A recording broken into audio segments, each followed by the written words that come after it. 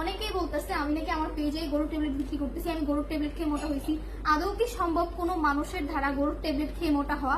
আমি কখনোই শুনি নাই, এখন আমি শুনতেছি যেহেতু আমি সেল করতেছি। তো সবচেয়ে বড় কথা হচ্ছে আমার এই কোটাটা, যেটার কারণে আমার শুনতে হয় এটা গরুর ট্যাবলেট, এই কোটাটার জন্য।